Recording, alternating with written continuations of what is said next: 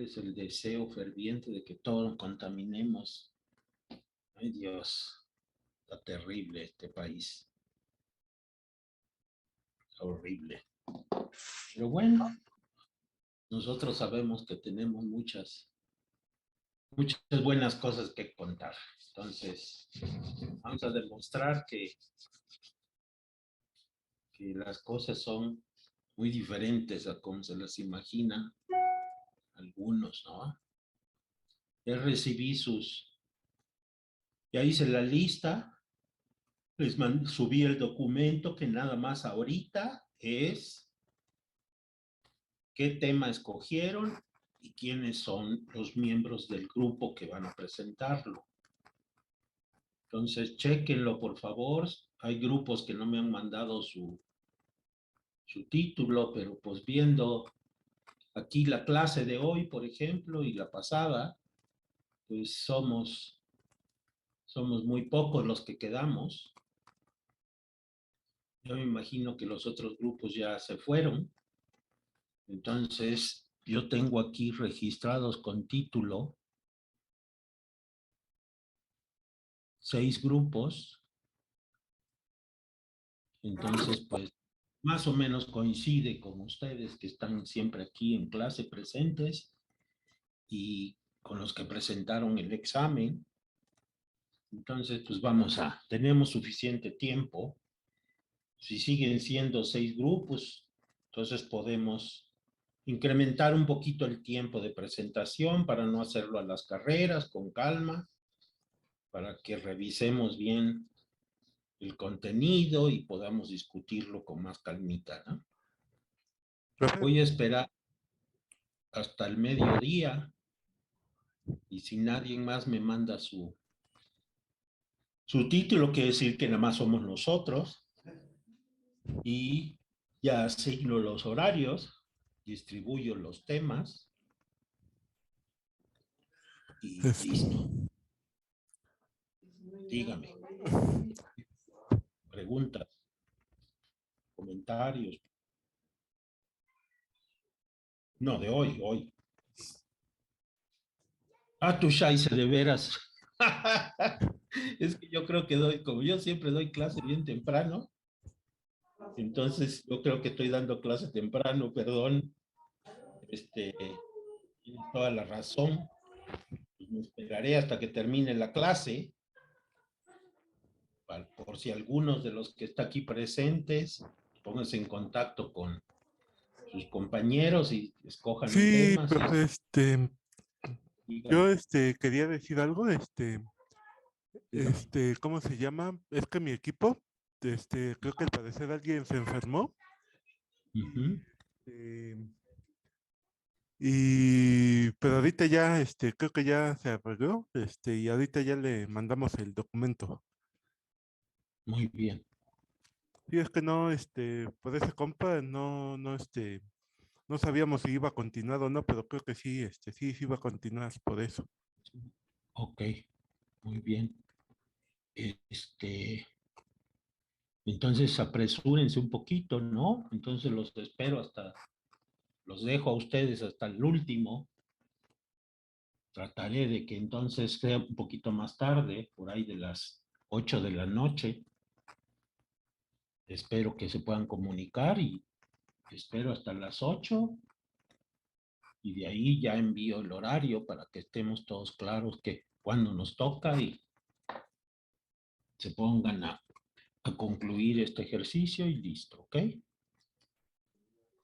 Sí, pero sí, hoy me encargo de enviarlo. Exacto. Disculpe, Hoy profe, tengo una duda. dígame.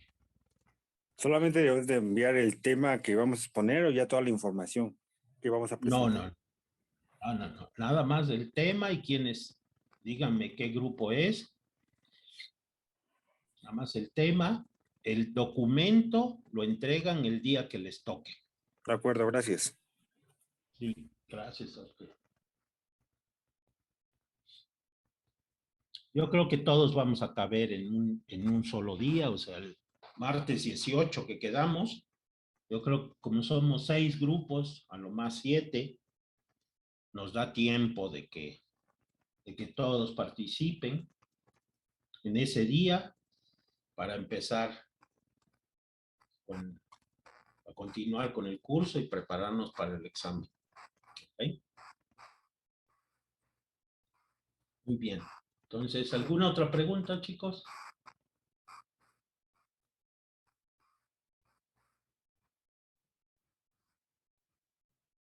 ¿Ya todo está bien? Bueno. Entonces, vamos a continuar nuestra clase. Les comparto la pantalla y vamos a continuar con nuestra clase. Entonces, vamos a hacer un pequeño repaso o un repaso de lo que queremos ver para que no se me pierdan en el camino. Al final de la clase, espero que les quede claro por qué carambas queremos estudiar las cosas como las estudiamos y cuál es el por qué. Para que se queden un poco con la espinita de lo que puede pasar en el curso de elasticidad. Entonces, hasta ahorita hemos revisado el llamado tensor de esfuerzos. Eso fue lo que hicimos antes de las vacaciones.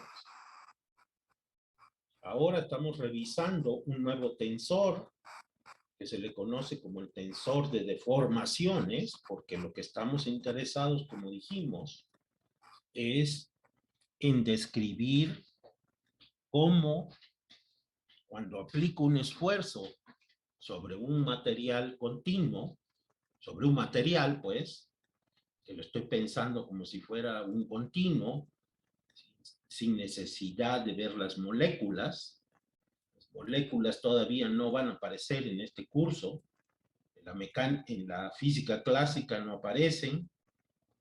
Solo aparecen cuando ya es muy necesario, puesto que hay experimentos que la gente se pone a hacer. En el siglo pasado, a principios del siglo pasado y finales del antepasado, la gente se pone a hacer experimentos y empiezan a encontrar resultados inexplicables que ya no coinciden con lo que la gente sabía o que había aprendido hasta ese momento con la llamada física clásica. Entonces vamos a deformar un material. Ese material le aplicamos un esfuerzo y el material se va a deformar. ¿Por qué? Porque el material que estoy pensando es un material elástico, como una liga, como una goma, cualquier cosa que ustedes vean que se deforma debido a que le aplican un esfuerzo, pues se dice que es un material elástico. Por supuesto, si ustedes intentan deformar una barra de hierro, pues va a estar en chino, ¿no? Aunque el esfuerzo va a estar aplicado, las deformaciones van a ser tan chiquititas que son despreciables y esos casos no nos van a interesar, ¿no? No nos interesa. Sin embargo, cuando veo macroscópicamente que el pedazo de material que estoy estudiando, la columna de un edificio, o el tirante de un puente, o la pobre joven que antes les ponían anillos para que les creciera el cuello, entonces decimos que esos materiales son elásticos.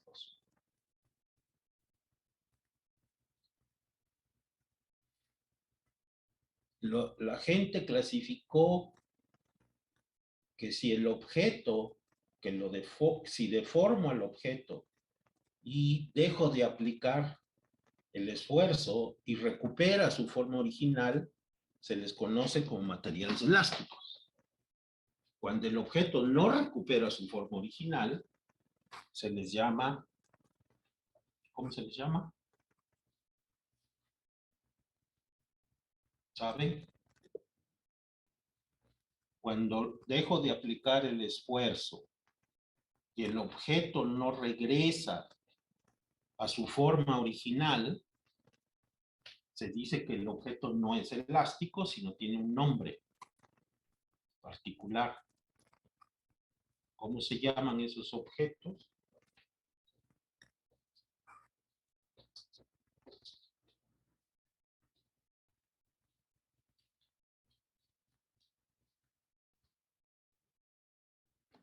¿Cómo?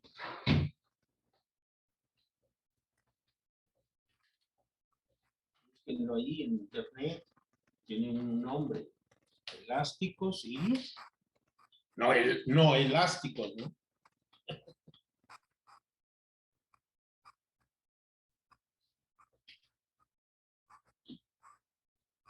Voy a buscarlos aquí en internet, ¿no? Es que hay chat aquí. Inelásticos, es una forma parecida, pero no es inelásticos.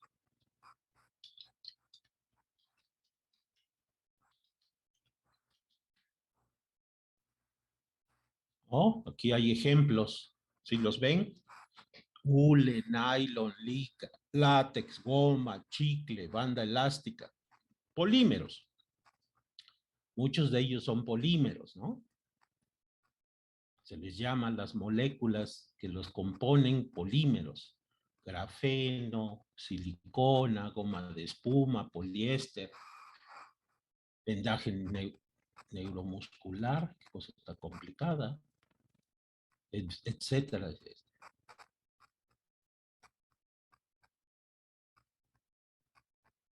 La gelatina, el plástico que conocemos, la mayoría de los plásticos que conocemos, esos materiales se deforman cuando aplico un esfuerzo, pero si el esfuerzo no es muy grande, entonces pueden recuperar su forma original y se les llama materiales elásticos. Hay otros materiales que miren aquí, se llama hipoelásticos, ¿no?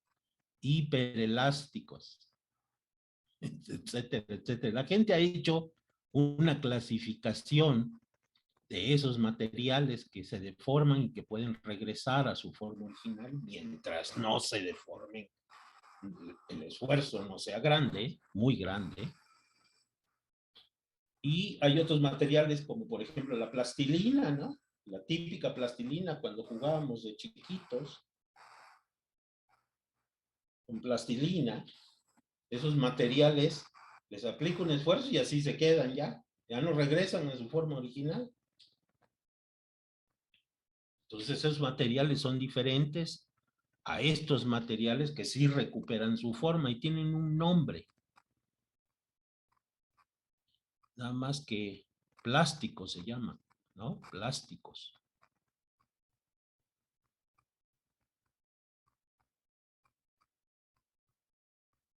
Creo que se llaman plasticidad.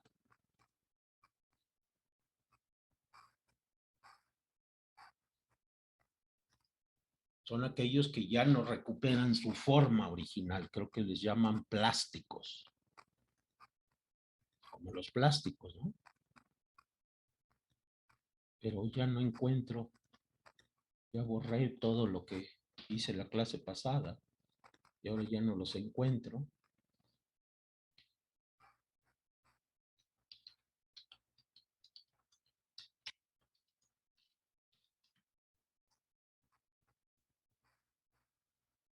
Son estos.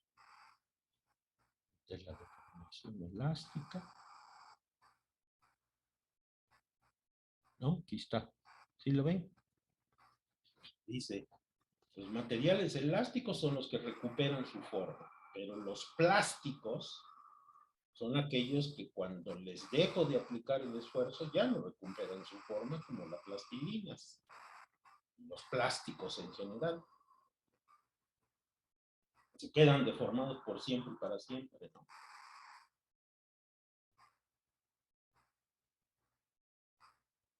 Pero eso no importa. La descripción que vamos a hacer es válida para todos ellos. ¿Cómo la vamos a hacer? La vamos a hacer a través de esta descripción que está en su libro de texto. ¿Qué es lo que queremos encontrar? Como dice aquí, bueno, pues que si agarro 2 puntos, así muy matemáticamente hablando, si agarro 2 pedacitos del material, me fijo en 2 puntos del material que están separados a una distancia dx, de dx en este caso es un vector en el espacio, y si traslado esos 2 puntos y la distancia entre ellos sigue siendo dx, no ha ocurrido una deformación en el objeto. Para que ocurra una deformación en el objeto, tenemos que ver claramente, en este dibujo se ve, que cuando llevo el punto Q aquí y el punto P acá, esta distancia sigue siendo de X. Y entonces decimos que lo único que ha habido es una traslación de los puntos. Nada más trasladé en el espacio los puntos.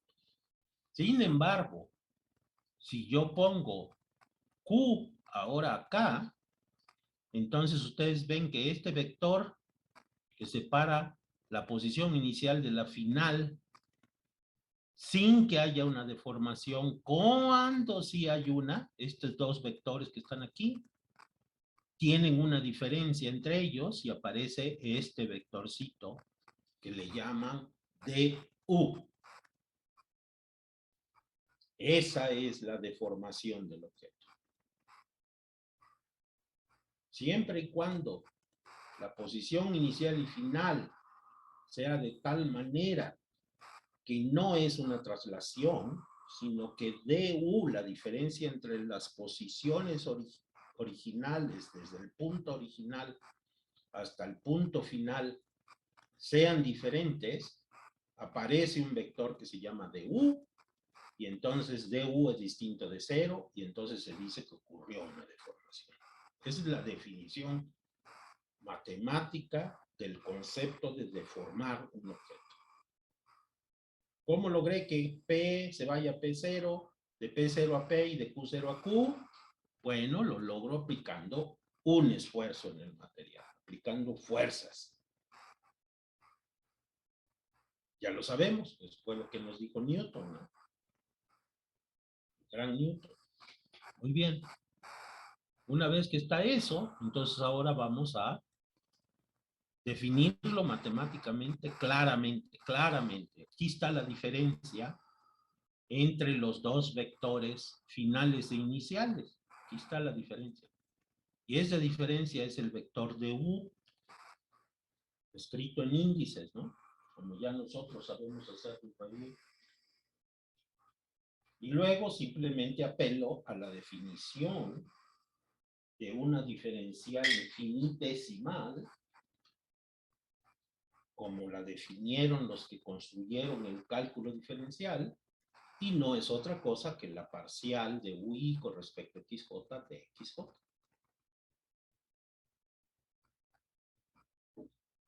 Y hasta ahí nos vamos a quedar. Todo lo que siga después, lo tiramos a la basura. No lo vamos a considerar. Entonces, estamos hablando de diferenciales infinitesimales.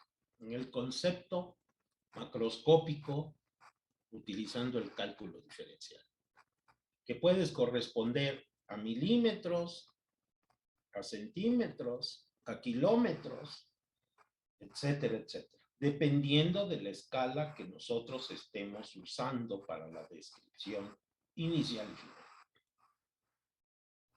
No porque sea diferencial, vamos a pensar en deformaciones siempre chiquititas. No. Eso está mal. Eso se queda mal en el cerebro y después uno no entiende nada. Depende de la escala. Si estoy hablando del pico de la Concagua, las deformaciones desde el inicio hasta el final son de kilómetros. Y yo lo que voy a ir haciendo es estudiando esa deformación en pequeñas etapas, no en miles de millones de años, sino lo voy a hacer por año. Y las pequeñas diferencias las voy a ir acumulando. Esas son en las que estoy interesado. No en lo que ocurrió hace miles de millones de años, sino lo que ocurrió despacio conforme la placa continental, el piso del Océano Pacífico, se va metiendo debajo de la placa continental donde estaba hoy, donde hoy reconocemos al país Chile, ¿no? El país que hoy conocemos corresponde al territorio de la República de Chile. El piso del océano se colapsa encima del continente y deforma la superficie plana y la va levantando despacito, y tras miles de millones de años se forma el pico, los picos y la montaña, la cordillera que le llaman ellos, la cordillera de los Andes. Y el pico más grande tiene 8.000, 6.000, 7.000 metros, por ahí así, creo.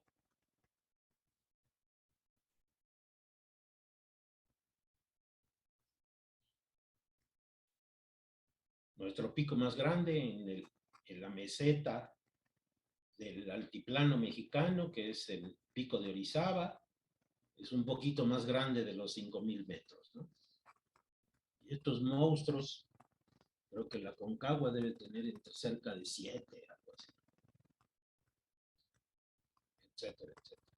Entonces, esas pequeñas deformaciones las voy a traducir en mi lenguaje de cálculo diferencial, como dice la ecuación 4.1. Y en esta definición vemos claramente que hay un objeto aquí, que es esta parcial, la variación parcial, puesto que esta X que está aquí, X gorda, es una función de X y de todas las coordenadas del sistema. Ese punto, el punto P0, está en el espacio, y entonces el vector U es una función de X, Y y Z. Y entonces la variación total, como les enseñaron sus profesores de matemáticas, se puede describir como es una función de varias variables. Entonces tengo que tomar la parcial, la variación respecto a cada una de las coordenadas, manteniendo las otras constantes. ¿Quién iba a decir que eso que nos enseñaron en la primaria tenía que ver con la física, con las deformaciones, ¿no? Bueno, pues aquí lo ven. Y ese objeto parcial que está ahí tiene dos índices. Y automáticamente, cuando ahora recuerdo mi nueva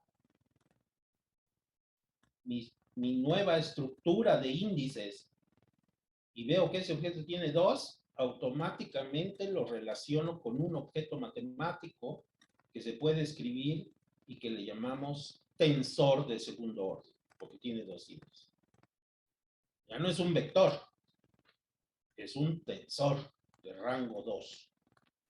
Y si lo escribo en forma matricial, ese chunche tiene 9 componentes. El objeto se volvió un objeto de 9 componentes, pensando en los vectores que tienen en el espacio 3 componentes.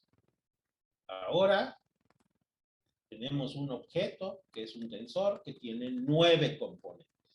¿Está claro? ¿Alguna duda?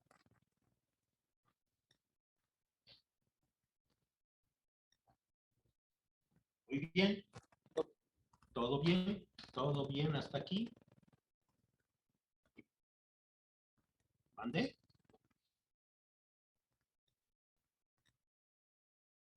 Son 9 componentes, nada más que todavía no acabamos. Tranquilo, tranquilo.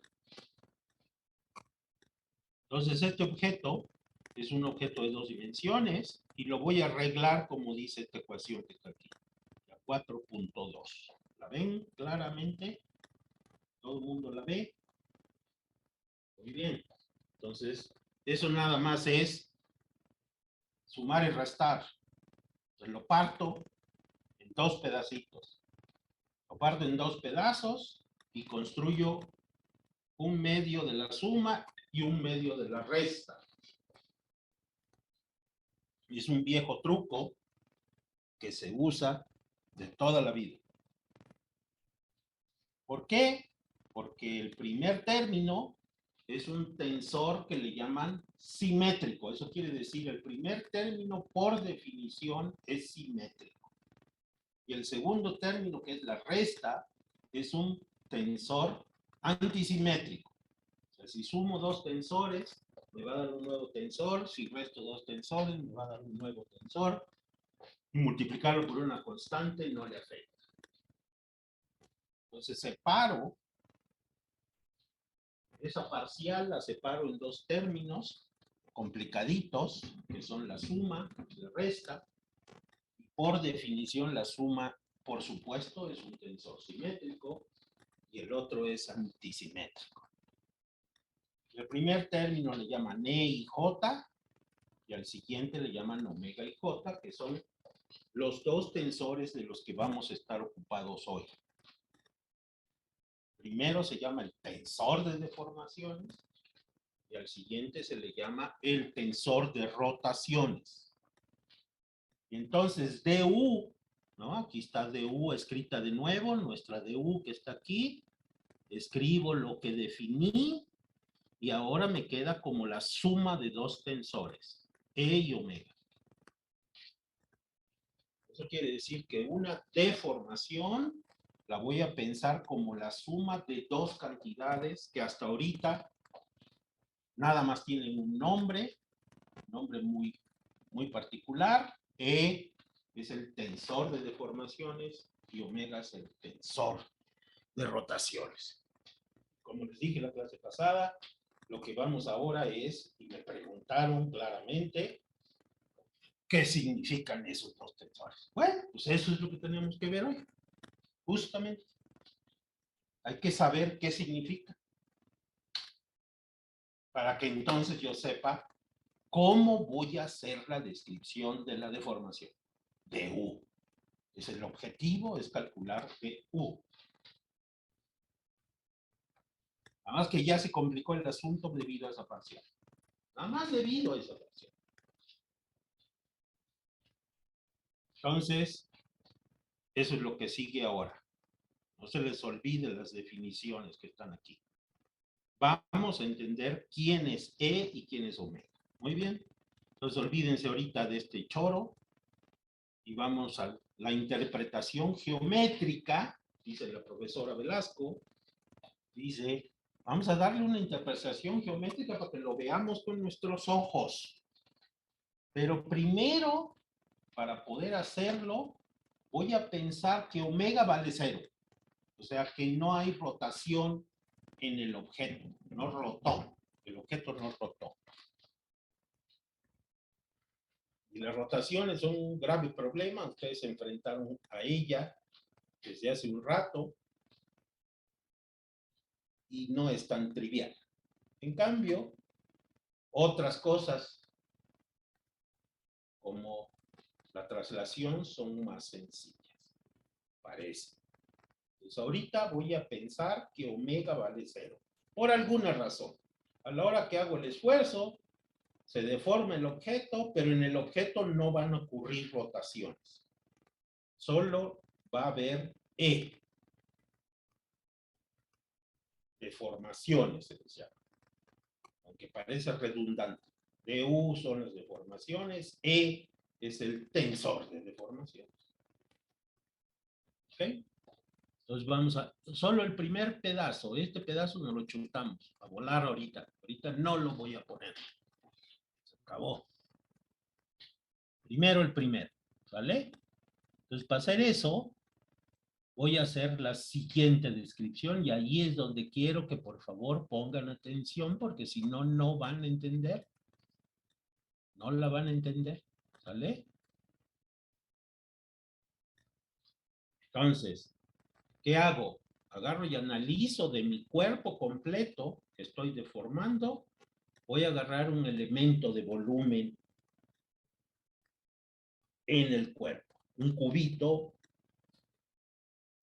¿no? Como se ve ahí en el cubito rojo. Y voy a poner, y me voy a fijar en los vértices de ese cubito, en la unión de 3 direcciones. En el punto P, y voy a hacer una proyección al plano X1, X2. Nada más me voy a fijar en la parte, en la base del cubito. Lo demás va a ser si yo entiendo el piso, puedo entender todos los lados. Exactamente igual.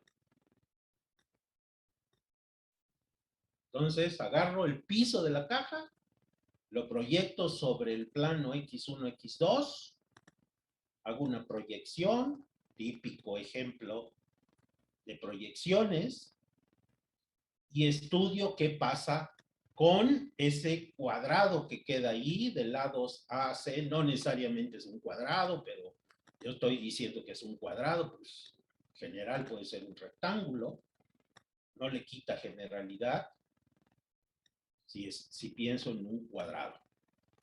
A, C, B, C, y me voy a fijar en esos 4 puntitos.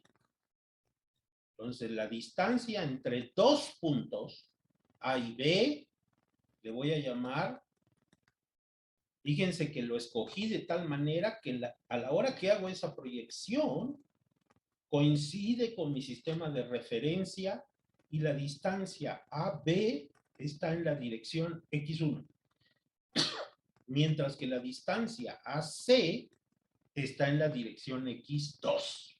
Eso es bien importante. Así lo hice. Es una manera tramposa de hacerlo. No tiene nada de malo. Escojo las cosas ad hoc, se dice, de tal manera que no me complique yo la vida, de por sí ya está complicado el asunto.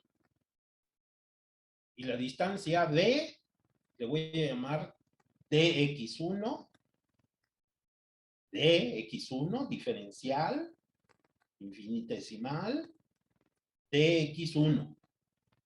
Y a la distancia AC le voy a llamar dx2, porque está en la dirección del eje 2 de mi sistema de referencia. ¿Está claro? Muy bien. ¿Está claro? No he hecho más que poner las cosas ad hoc.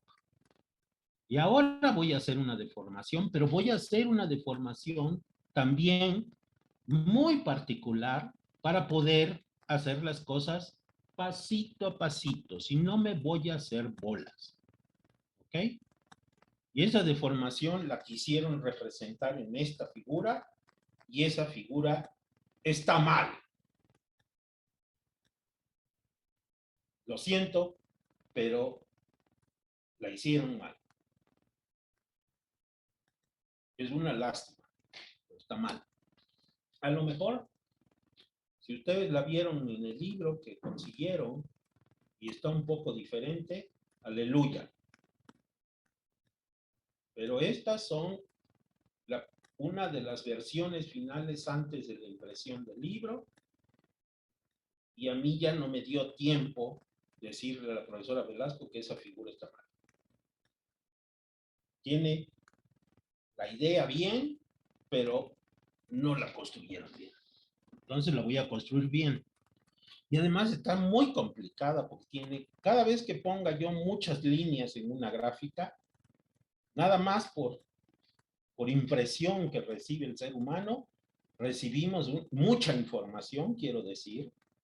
Nuestro cerebro recibe tanta información de la imagen esa que forman nuestros ojitos, que simplemente la rechazamos. Y decimos, ¡ay, qué complicado está el asunto! Madre santa. No, así no se hacen las cosas, Dios mío. Hay que poner poca información, la información más relevante, para que no se confunda, sobre todo la gente cuando lo ve por primera vez en su maldita vida, ve una figura con así, dice, no, guácala, ¿qué es esto, güey? Y lo lee uno y lo lee uno y no entiende nada. Entonces ahora la voy a hacer yo y la idea es la siguiente. Déjenme prender el pizarrón electrónico. Oh, qué padre que tengo un pizarrón electrónico. Siempre quise tener un pizarrón electrónico toda mi vida. Así que empecé a dar clases. Decía yo, ¿y por qué pierdo mis clases? Ahora también las pierdo. Pero qué padre que tenemos un pizarrón electrónico. No necesitamos hacer clases presenciales. Ignorancia. Ay Dios, ay Dios, ay Dios, ay Dios, ¿por qué? ¿Qué pasa después? ¿Qué pasa? ¿Qué dejamos? ¿Qué pasa? ¿Por qué dejamos? ¿Qué pasa? Entonces, regreso a mi figura original, esta que está aquí. Me voy a fijar en el piso de la caja y voy a hacer la proyección sobre un plano o hago el plano, llevo mi sistema de referencia al punto P y me quedo en el plano, el piso del cubito, la parte baja del cubito que tiene A, B, C de lados. Y ahora, en lugar de hacer lo complicado de esa figura que les enseñé, nada más voy a hacer en 2 dimensiones, porque esto está en 2 dimensiones, solamente es el plano X1, X2.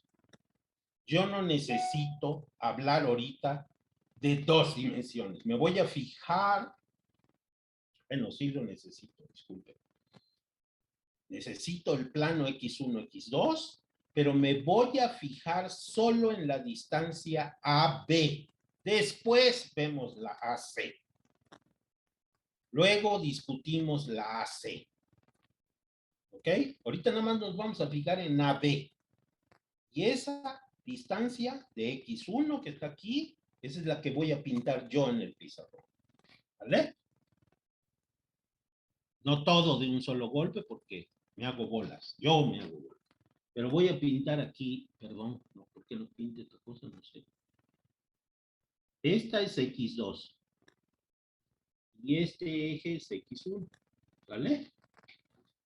Y ahora me voy a fijar en el punto este y en el punto este, ¿cómo se llamaba el de la izquierda? A, y este se llamaba B. Está a una distancia de X1. Esta distancia entre A y B es de X1. ¿Por qué se llama de X1? Porque está en la dirección 1. Aunque este no parece 1, es un 1. Ya me van a regañar, me van a mandar una carta. El profesor es un vago sinvergüenza. No sabe ni escribir en el pizarrón. De X1. Por eso le llamo DX1, aunque tampoco parece una D esto, pero es una D. Y ahora a esa distancia le voy a hacer una deformación. Eso quiero decir, A, la voy a llevar acá, la saco de esa, la saco al plano, y esta va a ser A'. Y B, la voy a llevar a B'. De tal manera que esta distancia que está aquí, esa distancia es la misma que esta distancia que está acá. Ese es, aunque no lo parezca, es la misma. ¿Está claro? El dibujo está mal hecho. No lo parece. Déjenlo corrijo. A ver si puedo. A ver si al menos eso puedo hacer. Ya. El hombre ese. ¿Qué tienen los cuadritos ahí, profesor? No, denme chance. Yo me siento más divertido allí. Pero bueno, si mis estudiantes me están siguiendo, debe de ser posible. ¿Vale? La distancia que hay de A a prima, a la hora que deforma el objeto, A se va a prima, B se va a B'. ¿Está claro? Igual que le hicimos acá. Nada más que acá le llamamos P y Q, ¿no? Aquí es P0, Q0. Y ahora muevo Q hasta este vértice y P0 a este vértice. Exactamente lo mismo. ¿Sale? Nada más que las letras que voy a usar ahora van a ser diferentes. ¿Por qué? Porque quiero seguir lo que dice el libro aquí. Entonces, la distancia B es dx1. Ojo. Esta distancia es dx1. Ya le cambié el nombre. ¿Sale? ¿Quién es la distancia que hay entre A y A'? Dice aquí el libro. El dibujo este feo. ¿Quién es esta distancia de A a A'? Pues no le pusieron letra, pero sí pusieron las componentes. Aquí las ven ustedes. O sea, tengo que hacer referencia a lo que está en el libro, si no, luego no van a entender lo que está en el libro. ¿Sí se fijan? Esta distancia que está aquí, este vector que va de A a A', tiene dos componentes. Una en esta dirección y otra en esta dirección. Esas son las dos componentes. ¿Cómo se llama el vector? ¿Alguien me puede decir?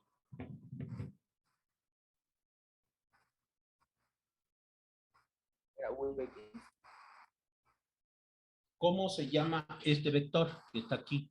Este. ¿Cómo se llama con letra? ¿Qué letra le pongo más bien? Disculpen. La pregunta es, si su componente... No. Si su componente en X es U1 y su componente en 2 es U2, ¿cómo se llama este vector? No. Su componente es U1, su componente 2 es U2. ¿Cómo se llama el vector? Chicos, pues se llama U. Es el vector U, cuyas componentes son U1 y U2. ¿No? Se llama U. Entonces, increíble, es lo que me molesta de este Zoom parado que no sirve para nada. No es cierto, sí, sí. Pero tengo que dar clic y clic y clic y clic y clic y clic y clic. Se vuelve uno loco. U se llama este vector. Este vector que va de... Perdón. Dígame. Una pregunta. Hace rato estábamos viendo... Exacto. Entonces, ¿cuáles son sus componentes en esta dirección? ¿Quién es este vectorcito? Pues este es la componente U1 en magnitud. ¿Quién es esta distancia? Esta es U2. ¿Está claro? Son las componentes del vector U. Y acá, B a B', esto es también U. O sea que esta también tiene, este tramo de este triángulo, esta distancia se llama U1. Y esta distancia de aquí a acá se llama U2. ¿Vale? La misma, es el mismo vector. Yo así lo hice ahorita. Pero ustedes saben que eso no es una deformación. Que lo único que hice fue trasladar el punto A' a BB'. Todo lo que hice. Eso no se deformó. ¿Ok? Esta distancia sigue siendo de X1 en tamaño. Nos dijo Pitágoras, ¿no? La distancia entre esos dos puntos es la misma que hay entre AB, es la misma que hay entre B', si hago eso. Si lo único que hago es trasladar el punto para arriba, trasladar la distancia de X1 para arriba y correrla un poquito a la derecha, y eso es todo lo que hice. La traslado para arriba y la corro a la derecha un poquito, y eso no es una deformación. Para que haya una deformación verdadera de la distancia de X1, para que yo la deforme, B' tiene que estar en otro lugar. ¿Dónde la voy a poner? Pues en un lugar que no sea B'. La puedo poner donde yo quiera. La puedo poner aquí, la puedo poner acá, la puedo poner donde se me pegue mi gana. Pero no puede estar a la misma distancia de A a' y de B', no pueden ser iguales. Si son iguales, es solo una traslación de la distancia de X1, que es la que a mí me interesa. Esta es la que a mí me interesa. Esa es la que quiero deformar. Y hasta ahorita no la he deformado. Lo único que he hecho es trasladarla a otro lugar en el espacio. ¿Está claro?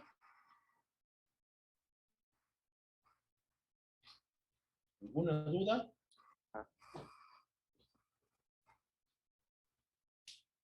Lo único que hice es trasladar. La tengo que poner B' en alguno de los puntitos negros, eso que puse, y entonces sí. Y entonces voy a escoger uno que me dé pauta para entender las cosas bien. Voy a borrar todos estos y voy a dejar B1 aquí. B' la voy a trasladar hasta acá. Y a esta le voy a poner B'. Para que haya una deformación, ustedes se acuerdan que la posición inicial y la final tiene que ser tal que aparezca este vector que está aquí, y este es DU. ¿No? Porque ahora los vectores que me interesan son este y este. Y entonces ahora sí deformé. ¿A quién deformé? Deformé a la distancia de X1.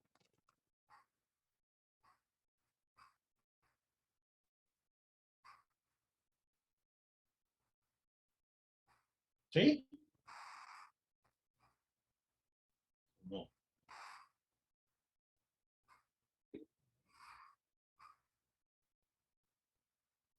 D1.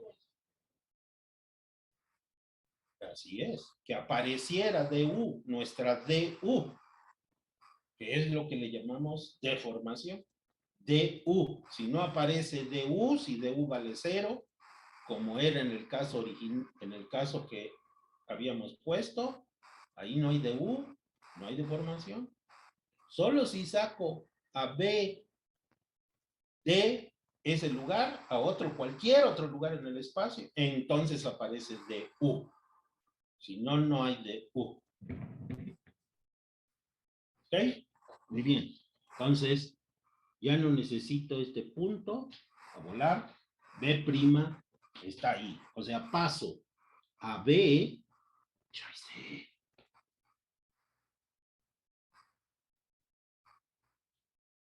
Paso a B. Este es B. ¿No? Déjenme lo pongo donde debe de estar. Eso es lo que quería borrar y borrar otra cosa. B. Paso a B. No aquí, sino la pongo acá.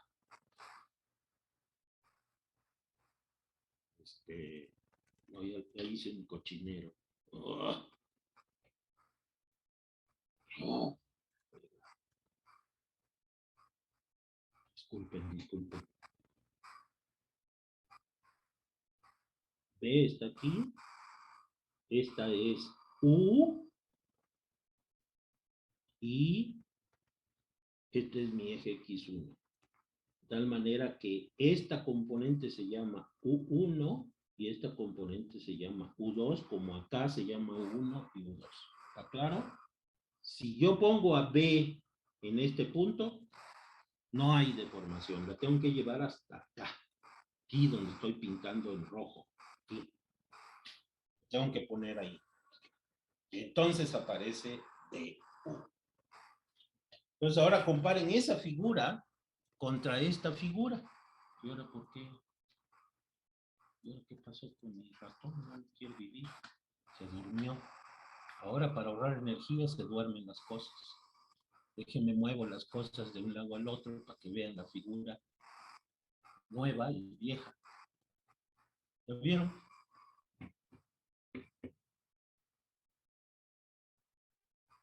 ¿Ya vieron la diferencia?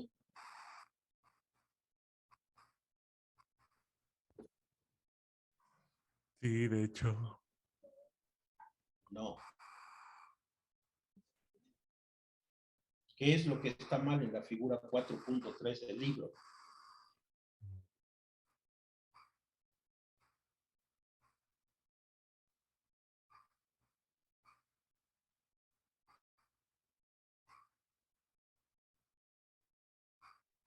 Que no escogieron bien el punto y que se fuera claro lo que pasó. No lo escogieron bien. O sea, este punto que está aquí está encima de B y hace que las cosas sean difíciles de entender. No es que esté completamente mal la historia, no está simplemente fue la elección del punto y se va y uno se queda con la idea y después uno no entiende y uno dice, ¿qué? No, si este punto está bien, lo puedes escoger, pero si lo escojo de tal manera que quede lejos de aquí como yo lo hice acá, entonces se van a entender mejor las cosas. En cambio, en ese caso, es un caso muy malo, muy malito. Eso es todo, más no es. Entonces, por eso yo prefiero pintarlo así, para que se vea clarito cuando haga yo las cuentas que voy a hacer. Las cuentas son importantes. Entonces, ahora sí, yo estoy interesado en esta distancia que está aquí. Esta es la distancia inicial de X1 y ahora la distancia que hay entre A y B' es esta distancia, este vector que con respecto a esta línea,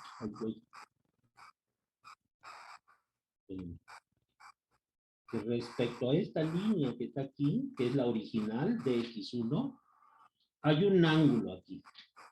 Hay un ángulo. ¿Está claro?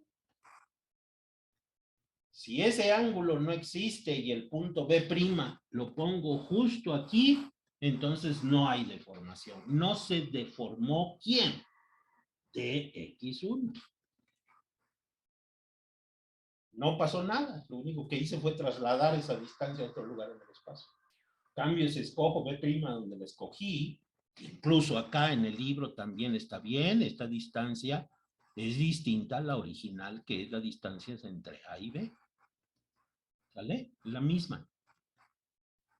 De X1, y ahora la distancia esta es la nueva distancia que hay entre los puntos A y B después de la deformación. Pero ojo, quiero usar qué le pasa a DX1. Quiero saber qué le pasó a DX1, ¿vale? Muy bien. Entonces, ahora sí voy a hacer cuentas. Entonces, fíjense bien. Ahora voy a hacer este vector que está aquí, tiene sus componentes U1 y U2. Y este vector que está aquí, le llamé, como siempre le voy a llamar, DU. Distinto de C. Y ahora me voy a preguntar, ¿cuánto creció la distancia X1 en la dirección 1? Pues era la original, y lo que creció fue este cachito de aquí más este cachito de acá. ¿Está claro? O sea, la distancia de X1 original en la dirección 1 creció este pedazo que está aquí, este pedacito. Eso fue lo que pasó por la deformación. Pero ahora resulta que como saqué a B de la dirección X1 y la puse en B', ahora hay una componente también en la dirección esta que está aquí. Esa distancia también cambió. Antes B estaba aquí y no tenía componente en X2. El vector este Nada más tenía componente en X1. Pero debido a que ahora de X1 tiene el ángulo que puse aquí, que le voy a llamar alfa, ¿sí? Debido a que ese ángulo apareció, aparece una componente de la nueva dx, dx, la distancia que hay entre A y B, la nueva distancia es la que hay ahora entre A y B', aparece una componente también en X, medida en X2, medida desde el origen. Y esa distancia es esta que está aquí. Si quieren, paso mi sistema de referencia para acá y hago las cuentas nada más aquí y veo este cachito. Pero no quiero hacer eso porque se vuelve un cochino. Voy a dejar mi sistema de referencia fijo. No lo voy a mover. ¿Está claro? ¿Es clear?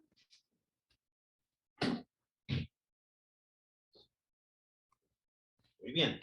Ahora vamos a hacer cuentitas bobas. Cuentitas bobitas. ¿Cuánto vale esta distancia de aquí a acá? Que le voy a llamar S1.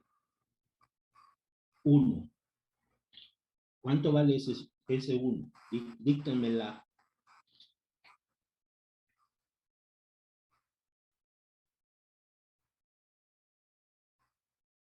¿Alguien me la puede dictar, por favor? Eso es de kinder. De kinder, perdón.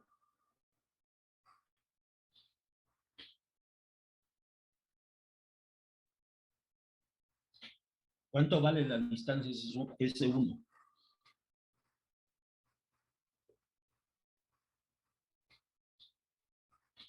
Díctenmela, chicos.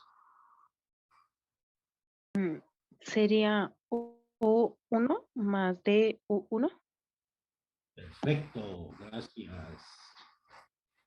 Excelente. Eso es lo que es. U1 más de U1. Perfecto, bravo.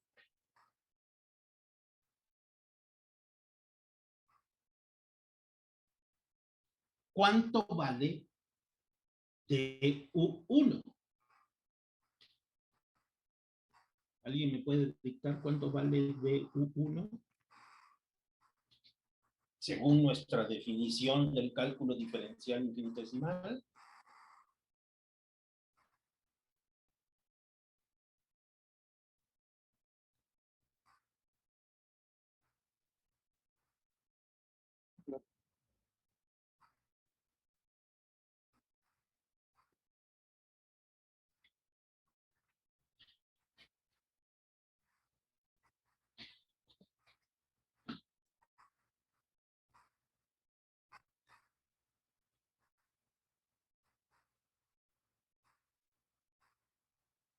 ¿Cuánto vale? Casi, pero no está bien. Díctenmela, si ustedes ya lo saben, ahí tienen su libro, no tienen su hoja ahí. Bueno, dice los estudiantes, pues que use el profesor el pizarrón. Nos regresamos a nuestra definición. Aquí está. ¿Cuánto vale?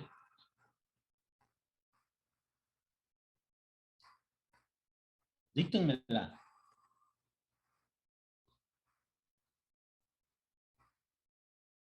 ¿Qué escribo? La parcial de U1. No, Perfecto. No. ¿Qué? Por Diferencial de X1, ¿no? perfecto. Es uno. Tan tan y se acabó. Eso es. ¿Sale? Eso es. Muy bien. Ahora vamos a calcular S2. Esta distancia vertical, díctenmela. S2 es igual U2 más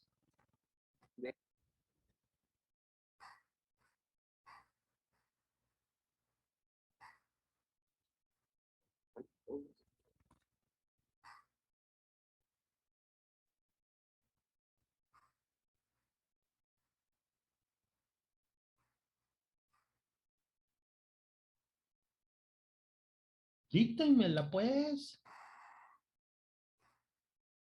Ya me desesperé. No es cualquier.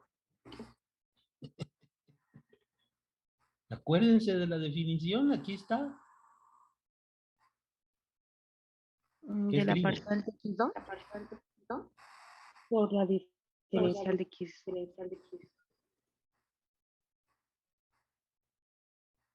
¿Cuál? 2, perdón. ¿Cuál? Parcial de X, ¿cuál? De De X, X2. ¿cuál? ¿De X2?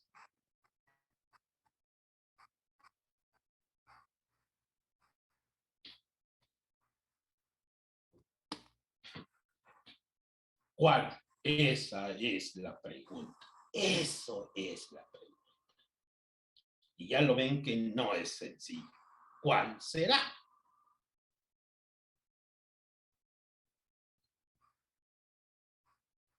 Entonces me tengo que regresar a mi figura que está allá arriba. ¿Qué variación estoy haciendo? ¿En qué dirección estoy haciendo?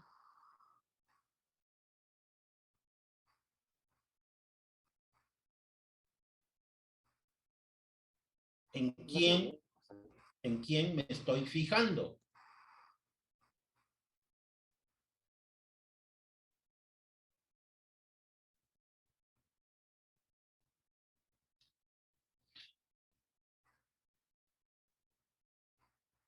¿Qué distancia es la que me interesa, chicos? AB. ¿No? Me estoy fijando en qué le pasa a AB. Entonces, ¿qué variación en qué? ¿Cuál es la componente que estoy estudiando?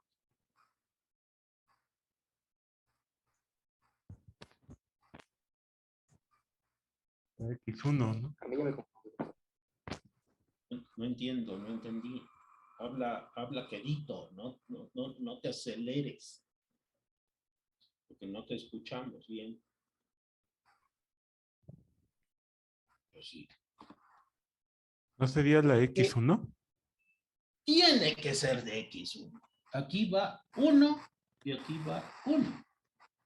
Porque yo me estoy fijando en esta variación, ¿qué le pasó a esta distancia en X1? Esa es la que me interesa.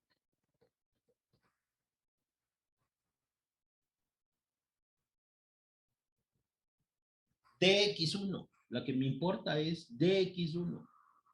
Estoy analizando solo la distancia. ¿Qué le pasó a AB original?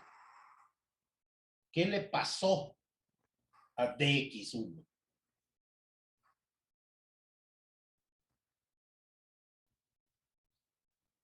¿Está claro?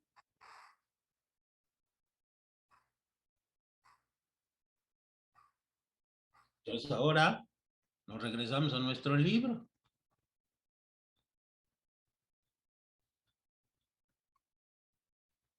Esta está bien. Fue la primera que escribimos, la primera. Aquí está. Y ahora falta la otra en esta dirección. Y esa ustedes la ven aquí. ¿Sí la ven?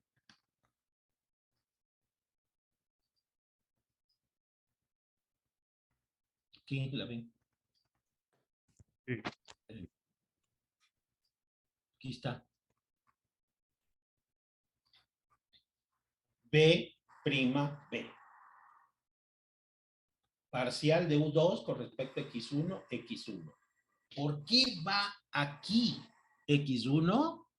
Porque yo lo que me estoy fijando es qué le pasa a la distancia AB. Es la única que estoy estudiando, no estoy estudiando otra. Entonces, la variación que estoy haciendo es en la dirección X1. Esa es la que me interesa. ¿Sale? ¿Está claro?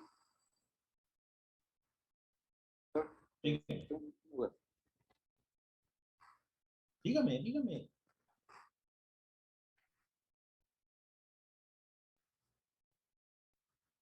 Pues sí,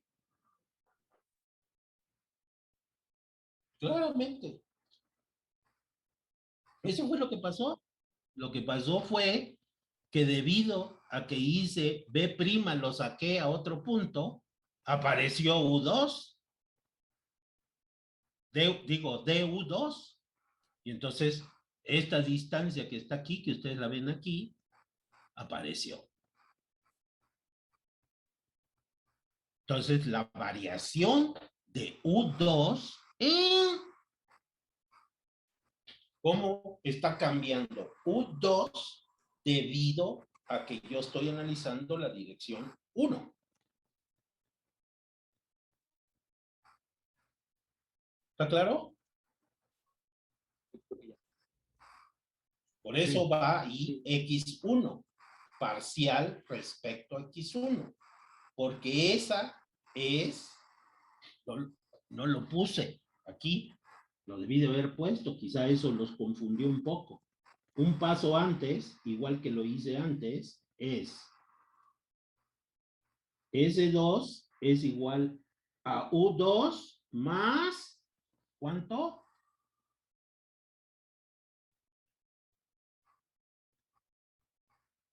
¿Cuánto vale esta distancia de aquí? Más De U2. Nada más que yo fui bien canijo y me fui rápido. Más, ahora tengo que escribir U2 con respecto a X1 de X1. ¿Por qué aquí va 1? Porque lo que me estoy fijando es en la distancia AB. ¿Cuánto varió esa distancia? X1. En la dirección 1. Me estoy fijando en la dirección 1.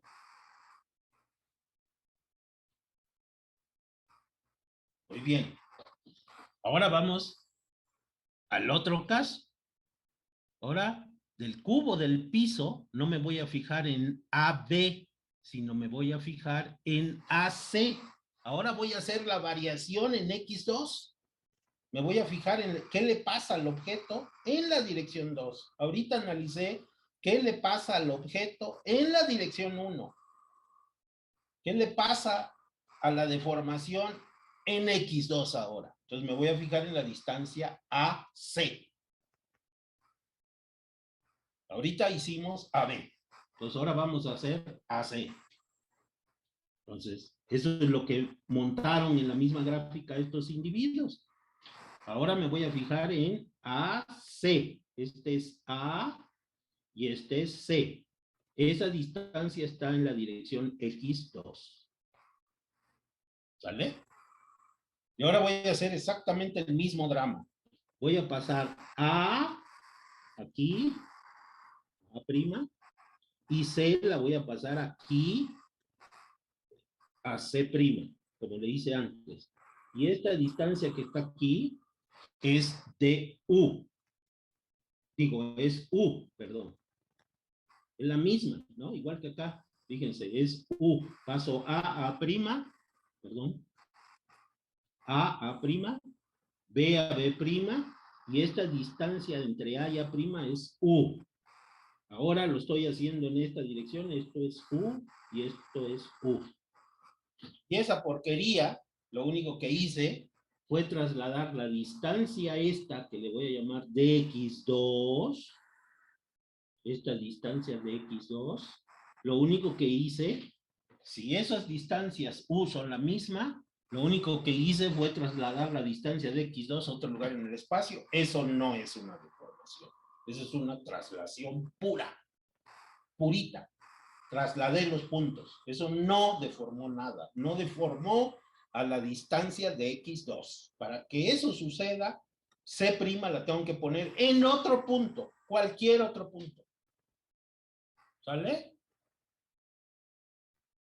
Entonces voy a escoger un punto particular para que se vea el chisme, ¿no? Y lo voy a escoger aquí. Esta va a ser C', no la otra. La otra no me interesa. Cuando eso pase, de hecho lo voy a poner mejor, para que se vea bonito, lo voy a poner aquí. ¿Vale? Entonces, ahora la distancia de x2 ya cambió, eso lo tengo que poner en rojo, ¿verdad? Porque si no me regañan. Ya cambió. La original era esta. Y ahora aparece esta diferencia. Como acá. Aparece DU, que es este vector que está aquí. DU. Si no hay DU, no hay deformación. Entonces ahora C' la voy a poner aquí. Y ahora voy a hacer las mismas cuentas. ¿Vale? Voy a ver las distancias en X y en Y. ¿Qué le pasaron? La que me interesa verdaderamente, fíjense que aquí aparece este ángulo alfa. Ahora aparece este ángulo que está aquí, le voy a llamar beta. Ahorita. Sí.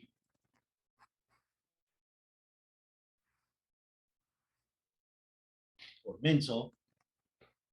Por menso. Este es 1. Gracias. Gracias.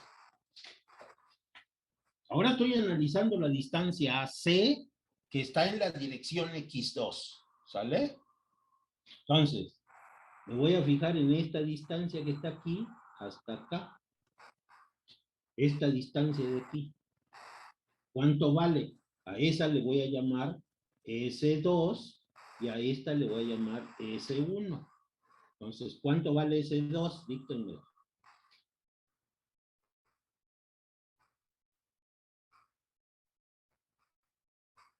Díctenmela. Díctamela bien.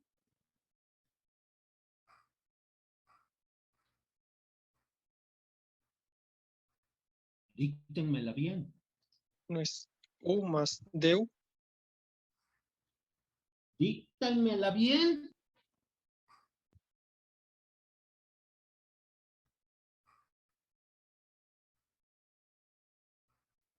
¿Qué escribo? ¿Cuánto vale S2? ¿Cuánto vale esta distancia de aquí?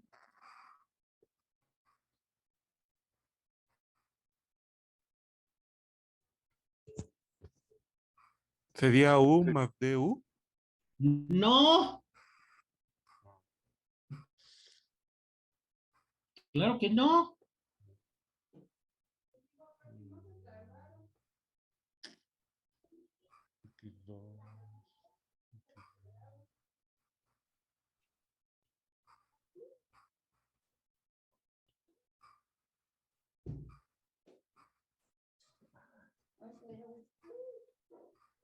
¿Cuánto vale? Sería ¿Cuánto vale? sería U2 más DU2. ¿Más qué? ¿Más qué? ¿Más qué? DU2. ¿Más qué? DU2. DU2, Sandrita, ¿verdad? Ah, Sandra. Sí, Eres profesor. Sandrita, ¿verdad? Sandra. Sandra. Sandra viene a sacar la casta por las mujeres. Bravo, Sandra. Es la componente de U2 de U en la dirección 2. Esto es U2 y es la componente de U en esta dirección. Caramba. Esta es DU2. Es la componente de DU y DU. ¿Cuánto vale ese 1? Sandrita. Sería U1 más DU1. ¿No? Tan y se acabó. Sería Esta distancia que está aquí, en este cochinero, es esta distancia que está aquí.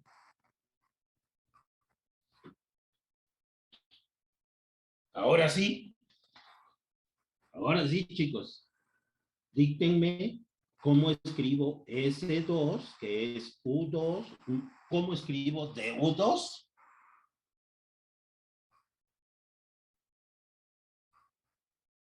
Según la definición del cálculo diferencial infinitesimal.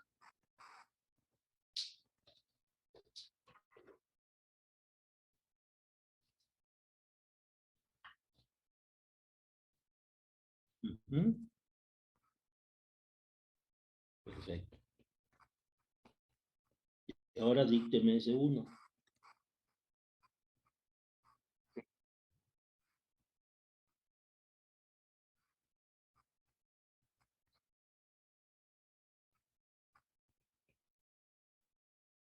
Bravo. Ya entendieron. Al menos, Iván, ¿verdad? Sí. Ivancito entendió perfectamente. ¿Todo el mundo lo entendió?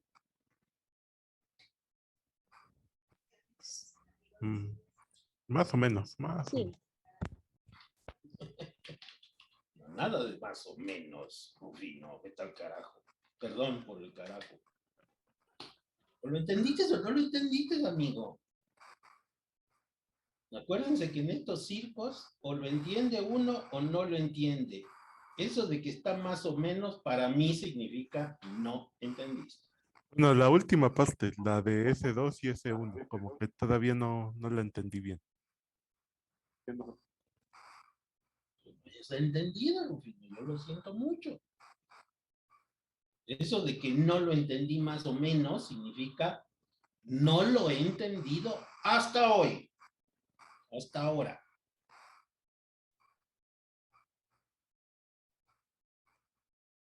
¿Ok? Entonces, no tiene nada de malo. Es la primera vez que lo ven, pues no tiene por qué sorprendernos que la primera vez que uno ve esto, le cueste uno trabajo. Pero ahí están las figuras. ¿Por qué tiene que ser en S1 parcial de X2? Eso es lo difícil. S2 es trivial. S2 es trivial. S1 es trivial. Igual que acá, S1 es trivial y S2 nos costó trabajo. Entender por qué es la parcial de U2 con respecto a X1.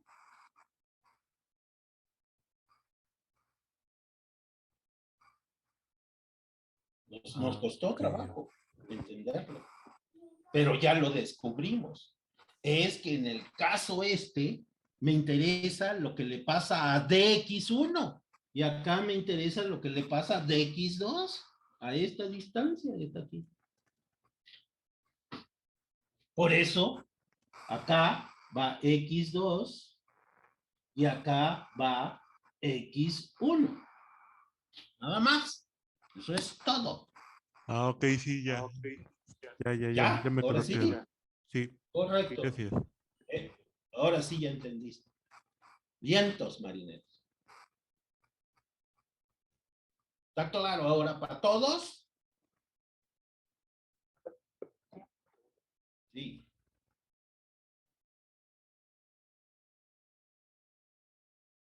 Claro.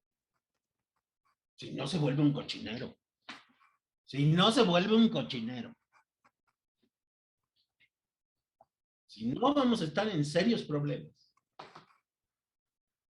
Esa es la moraleja. Qué bueno que lo mencionas.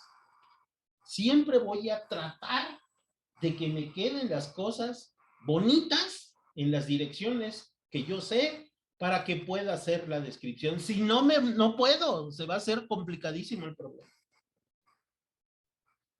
Gracias, Iván, por la pregunta. Gracias. Así es como me gusta dar clase. Que tengan preguntas y entre esas preguntas sale las cosas importantes. Ese es el diálogo que debe de existir entre el profesor y el alumno. Vientos marineros. Feliz estoy, ¿eh? Con mi ojo biónico. Estoy feliz. Feliz. Muy bien, entonces ya tengo eso. Acuérdense de mi ángulo beta y de mi ángulo alfa. Acuérdense de él. ¿Está claro? Acuérdense. ¿Quién es alfa y quién es beta? Ahora le voy a cambiar de nombre a alfa. Y voy a usar la misma notación que usó la profesora en su libro. A esta alfa le llamó alfa 2,1. ¿De dónde viene el 2,1? Viene de aquí. 2 con 1. ¿No? De aquí viene. 2 con 1. Cuando lo hago en X1. ¿Quién es beta? ¿Qué alfa le voy a poner ahora?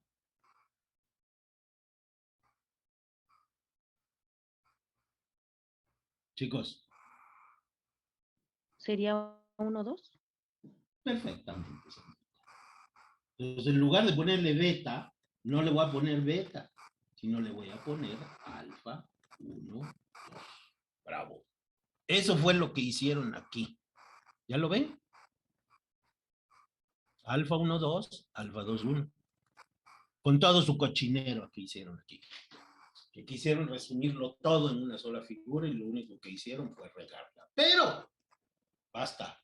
Ya basta de ningunear. Y que B', yo prefiero ponerle en otro lugar, afuera, para que se note clarito. Porque si no, entonces me queda que U1, que DU1 es igual a U1. Y eso está mal. No marcha. Pero bueno. A mí me gusta hacerlo así. A la profesora dijo no, porque yo lo que quiero es ver solo la variación en X1. No la variación en 1 y en 2 al mismo tiempo, como yo lo hice. Pero no importa.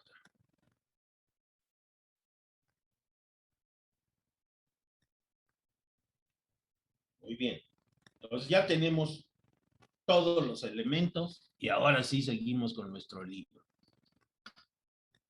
Ya se acuerdan de todo, ya saben qué es lo que tienen y ahora sí vamos a seguirle al libro. Ya que tenemos esas distancias construidas, vamos a hacer esta algebrita que está aquí.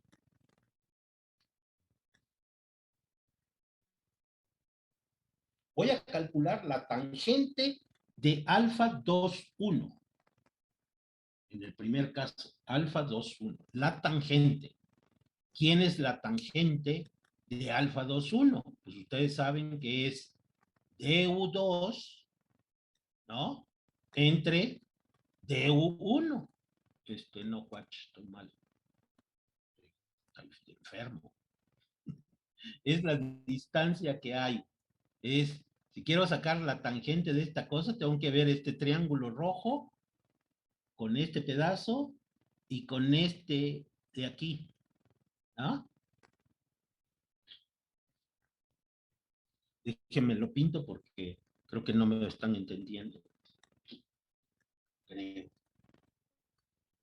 Para sacar la tangente de alfa 2,1, me fijo en este triángulo verde, ¿no?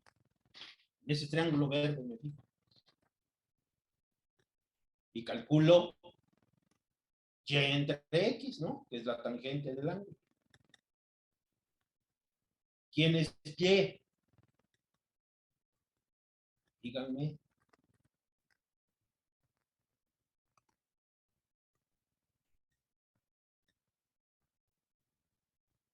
Voy a calcular la tangente de alfa 2,1.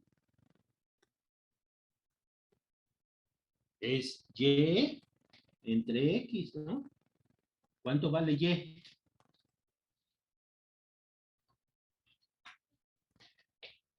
O x2 entre x1, pues.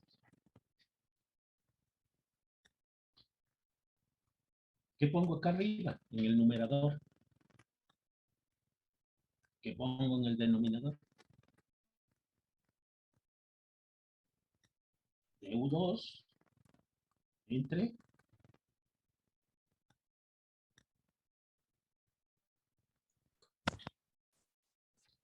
sobre dx1 perfecto, más más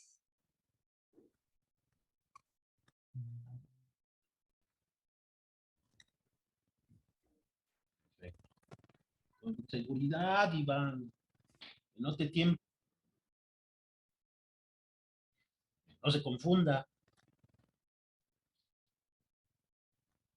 Antán y se acabó. ¿Quién es la tangente de alfa 2,1? Pues es du2, que en ese caso valía la parcial de U2 con respecto de X1, X1. ¿Se acuerdan? La parcial de U2 respecto a X1 de X1. Eso es lo que vale de U2. Aquí está. ¿Está claro? ¿Cuánto vale de U1? De U1 es la parcial de U1 con respecto a X1. De X1. Eso es lo que está escrito acá abajo. ¿Sale?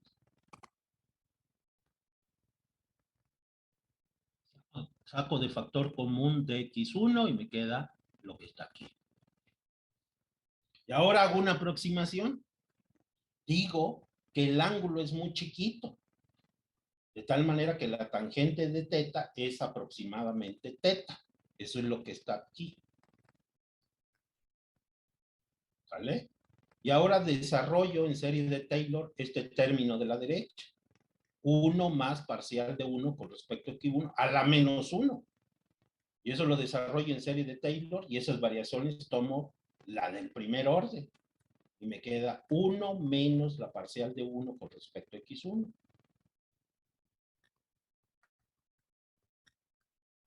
Y ahora hago álgebra aquí. Y me queda que alfa 2,1 es la parcial de U2 con respecto a X1. ¿Por qué? Porque me voy a chutar el primer término este de parcial de U1 con respecto a X1 porque es muy chiquito. Me chuto todos los términos de la expansión. Me chuto este término de aquí para acá a volar. En la aproximación esta que está acá, que el ángulo es muy chiquito. Entonces nada más me quedo con el primer término, con el 1 aquí. Solo me quedo con esto. Y eso es alfa 2,1.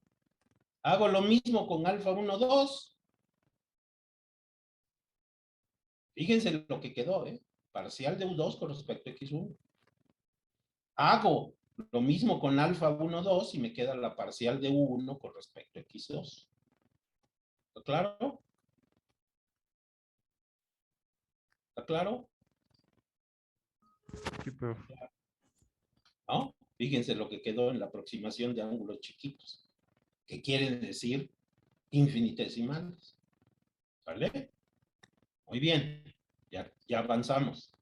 Ahora vamos a seguir el álgebra que está aquí. Ahora voy a arreglar los términos y voy a hacer la suma esta bonita, 1/2 de alfa 1,2 más alfa 2,1 y aleluya, que encontré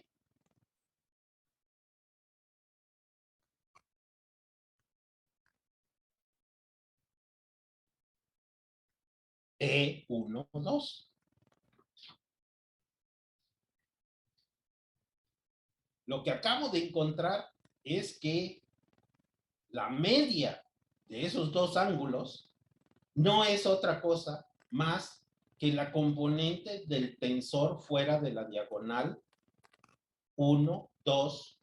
¿Por qué? Porque combiné mi problema de X1 con X2. Combiné alfa 1,2 con alfa 2,1. Saqué la media de los dos problemas. Eso es lo que hice aquí. Y como ya sé el resultado de alfa 2,1 y de alfa 1,2, lo pongo y me acuerdo de mi definición del tensor E. Y ese término es E1,2. ¡Wow! Qué lindo, ¿no? Qué linda historia. O sea que lo que acabo de encontrar es una interpretación de qué son los términos del tensor E, qué significan geométricamente.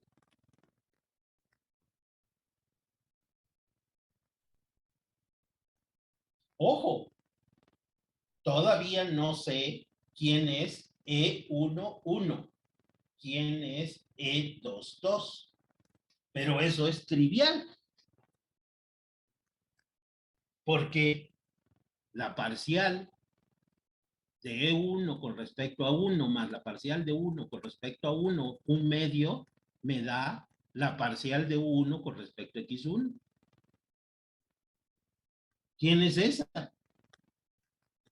Pues es esta que le voy a poner aquí en el pizarrón. Esta que está aquí.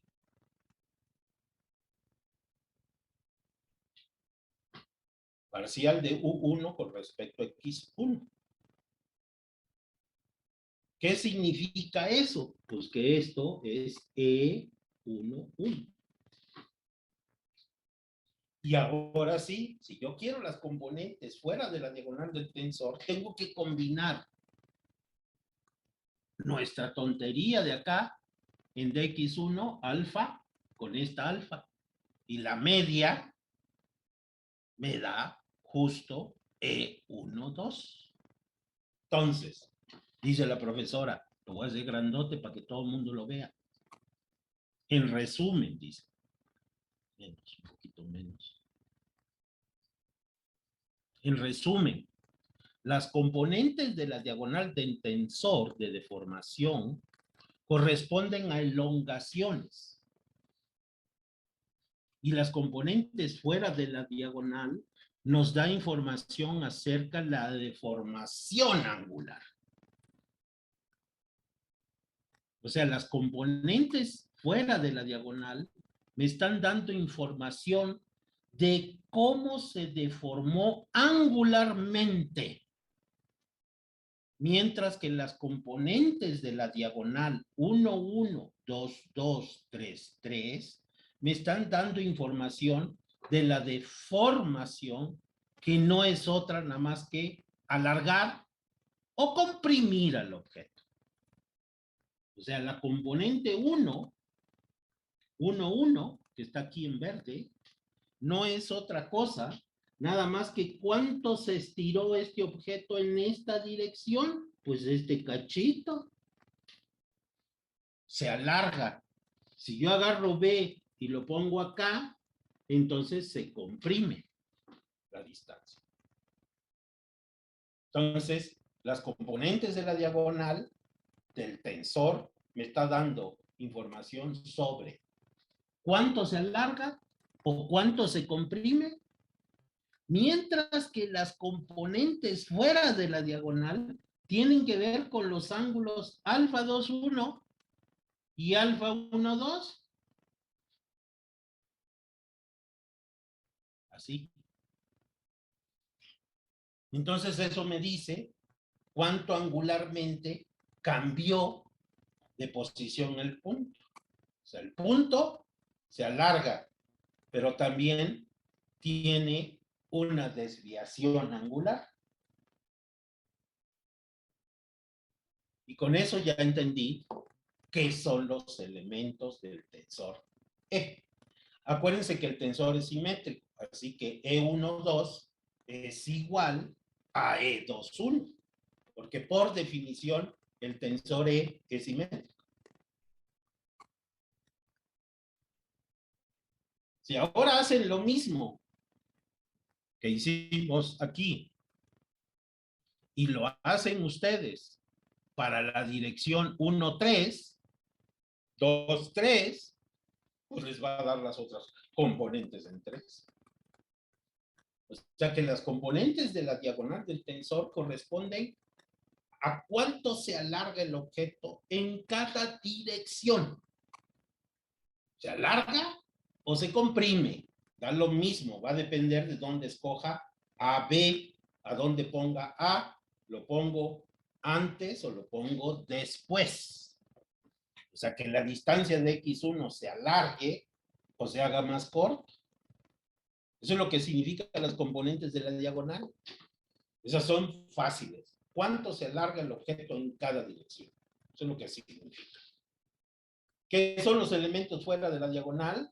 Son información de cuánto se desvió angularmente de la dirección 1 y de la dirección 2.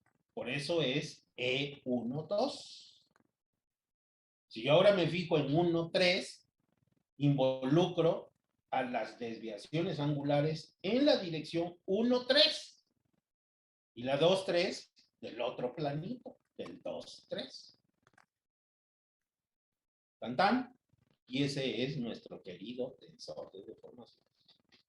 O sea que ya entendí ese tensor. Ya sé qué significan esos componentes.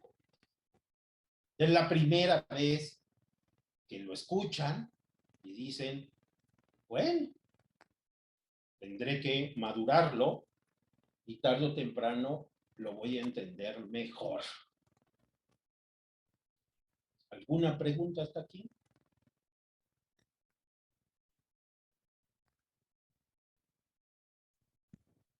Sí, vamos bien. Vamos bien.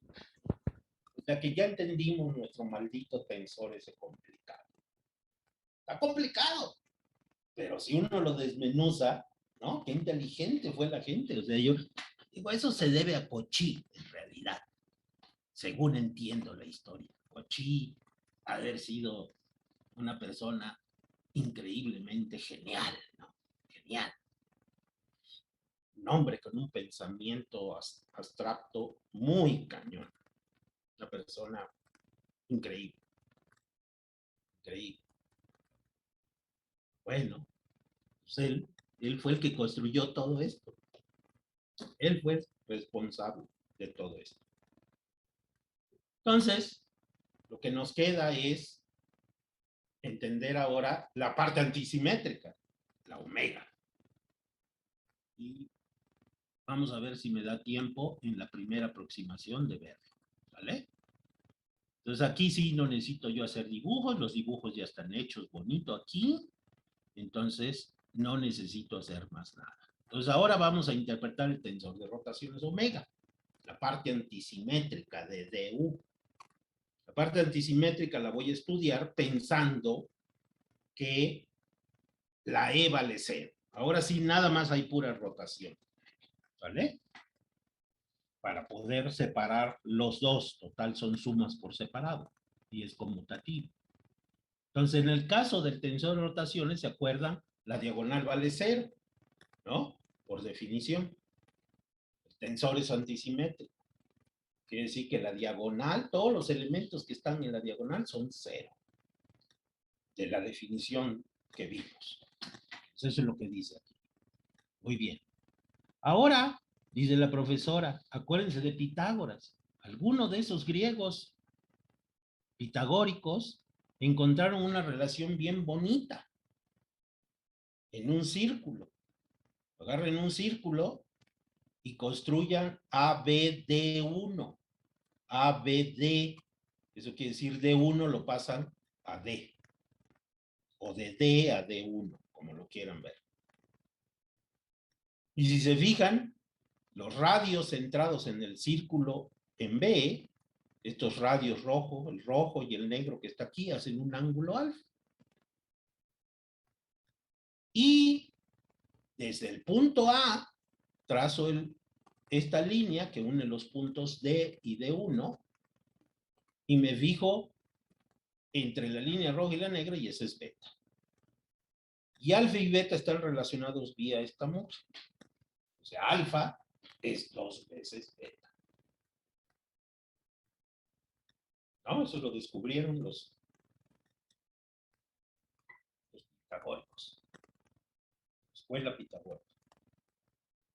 Interesante historia, ¿no? ¿Cómo se demuestra eso? Dice la profesora, allá al final del capítulo se los muestro. Entonces acuérdense de esa relación entre los dos ángulos porque se va a usar. Ahora vamos a nuestro problema. Aquí está la base de nuestra nuestro elemento cúbico en el plano XY, X1, X2, ¿no? Y yo no sé por qué le ponen XY, pero bueno, anyway, pudieron haber hecho X1, X2. Y aquí está la distancia B, está la distancia C, y está la distancia D en un cuadrito, como lo ven aquí. Y ahora, ustedes lo que van a hacer es agarrar el cubito y van a trasladar el punto D al punto D1. Es lo mismo que está acá. De D lo pasan a D1 o D1 lo pasan a D. Aquí me conviene hablar de D, lo paso a D1. Y trazo mi círculo, cuyo radio es la diagonal del cubo. Del punto D al punto D1. Trazo un círculo centrado en D, cuyo radio es la distancia AB, como ustedes la ven aquí. Y ahí aparecen los dos ángulos que aparecen en la figura de arriba, ¿no? Aparece el ángulo, este que le llaman XY, y este que se llama BZ'. Y esos ángulos están relacionados vía la fórmula de los pitagóricos. Y ahora me acuerdo de mis figuras que hice en el pizarrón. ¿Quién es el ángulo alfa XY?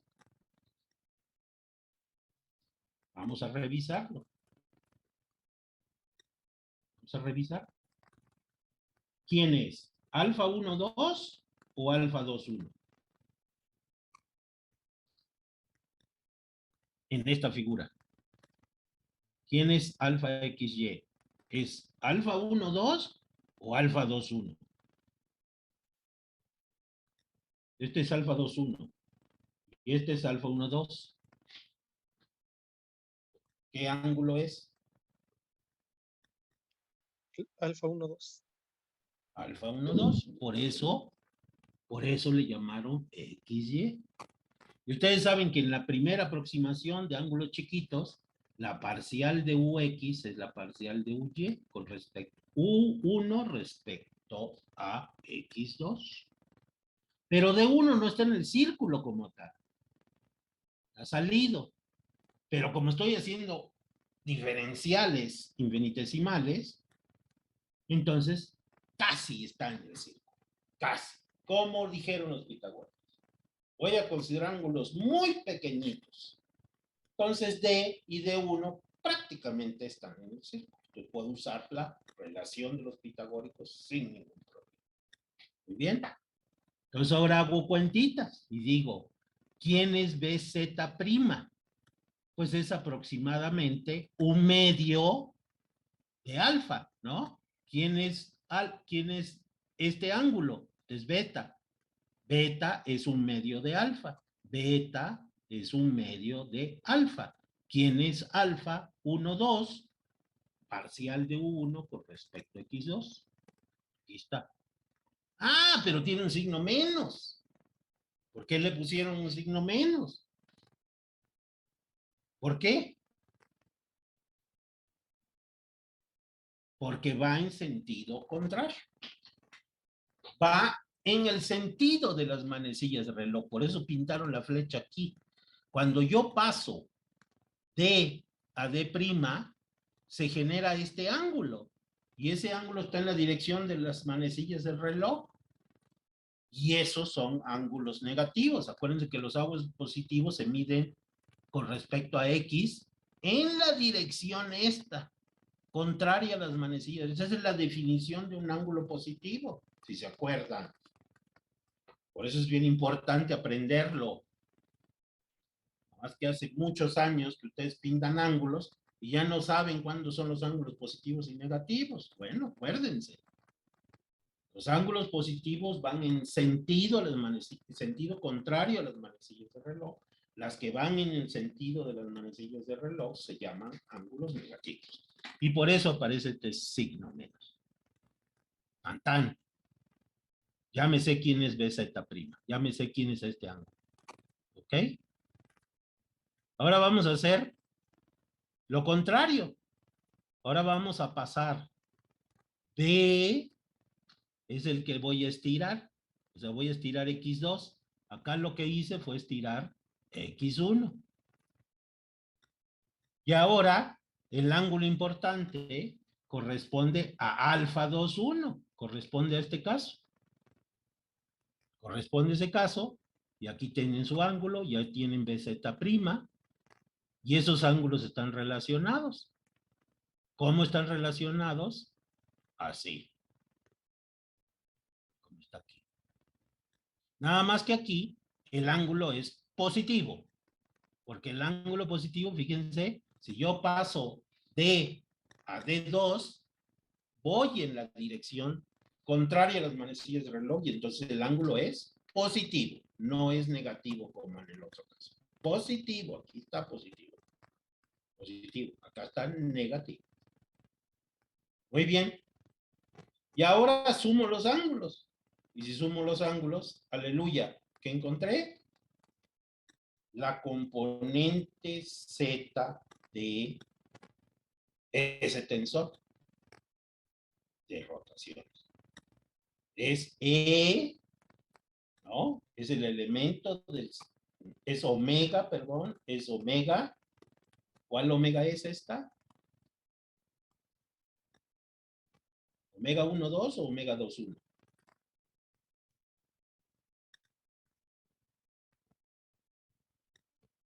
¿Quién es? ¿Omega 1,2 o omega 1,2,1? ¿Cuál encontré?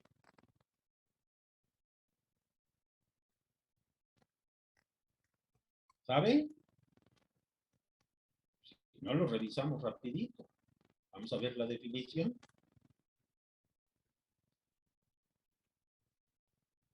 I, J, J, I. ¿Sí se fijan? Eso me da IJ. Entonces el primer índice es I y el segundo término es J. Y luego se voltean. ¿Sale? Entonces, ¿qué me salió? Me salió U2 con respecto a X1. U2 con respecto a X1. X1 respecto a X2. Entonces, ¿qué componente encontré? Omega.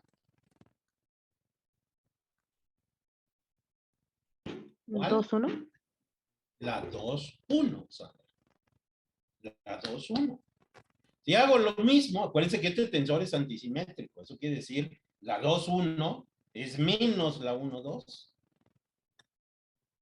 Tan y se acabó. Más no es. Si ahora lo hacen en Z, involucran a Z aquí en las parciales, pues les va a dar las otras componentes, la 1,3 y la 2,3. ¿Qué significa eso? Que efectivamente omega significa una rotación alrededor de A. Está rotando, así como se ve el círculo aquí y como se ve el círculo acá. Es una rotación. Por eso se le llama tensor de rotaciones. El tensor de rotación.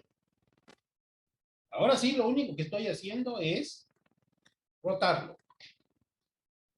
Entonces, omega, la parte antisimétrica, me da información de si el objeto, si el material está rotando, el punto que a mí me interesa, más bien, el punto que a mí me interesa, está rotando, en este caso el punto es D. ¿El punto está rotando o no está rotando? Y ya entendí los dos tensores. Entonces, una deformación está escrita en general así. Y ustedes tienen que poder calcular o medir E y omega. ¿Está claro? A ver cómo le hacen.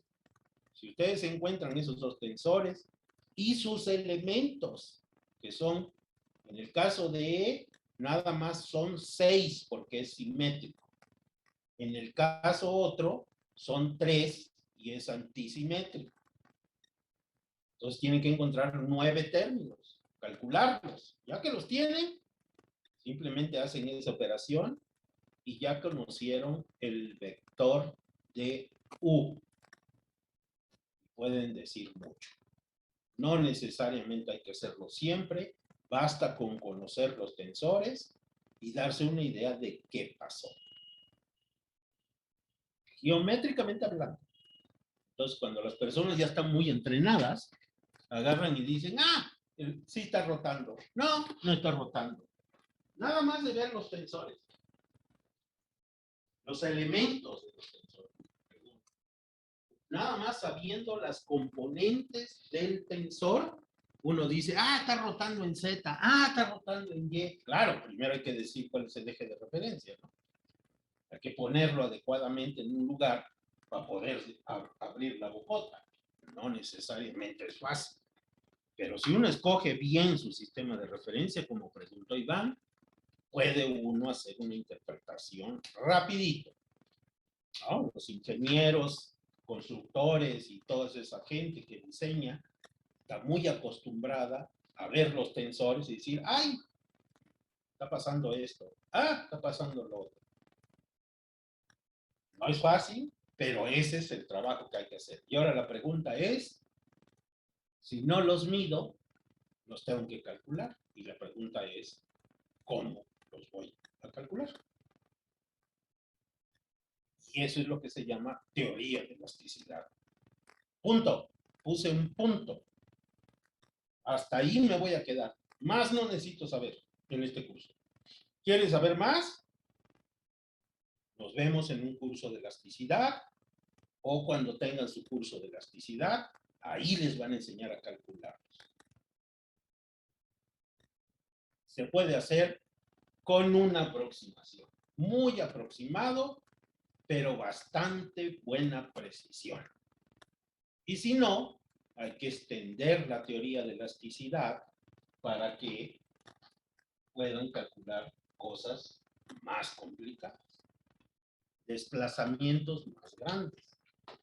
Si hacen desplazamientos pequeñitos, dependiendo de su escala, por supuesto, como ya les he dicho, se puede dar una muy buena predicción de lo que está pasando con la deformación.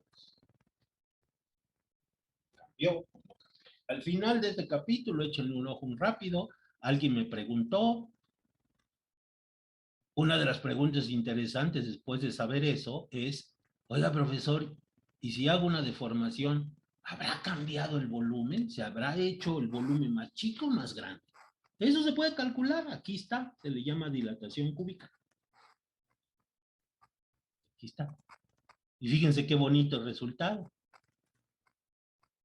El volumen relativo al inicial, delta B entre B, no es más que las tres componentes de la diagonal de...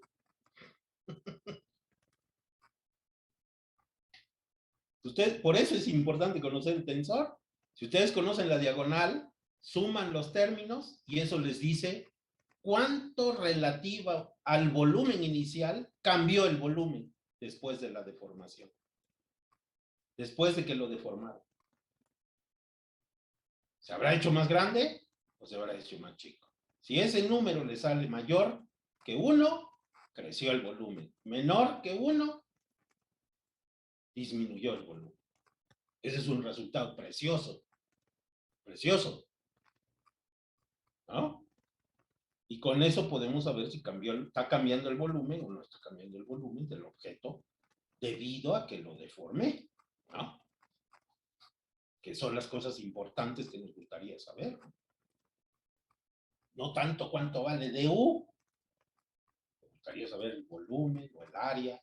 Está cambiando el área, está aumentando, está disminuyendo, dada la deformación que yo haga.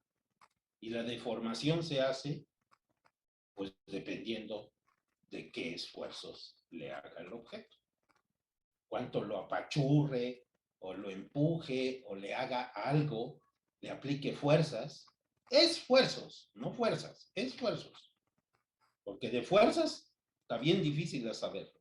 Pero si sé el tensor de esfuerzos, puedo tener información de si el sistema se está deformando, está cambiando el volumen para más grande, para más pequeño, y esas preguntas interesantes. Hay muchas preguntas que son las importantes. ¿Está claro?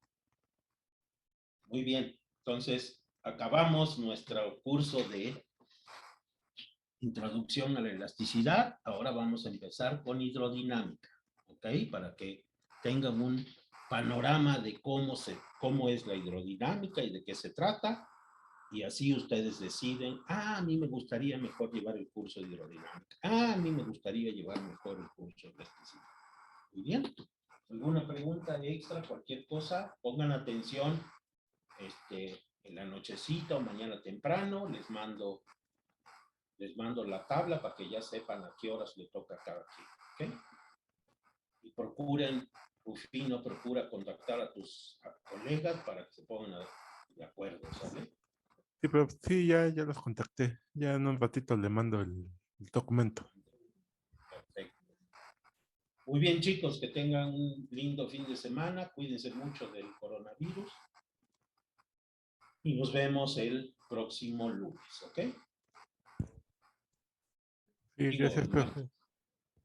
martes. Bye, bye, chicos, que la pasen bien. Gracias.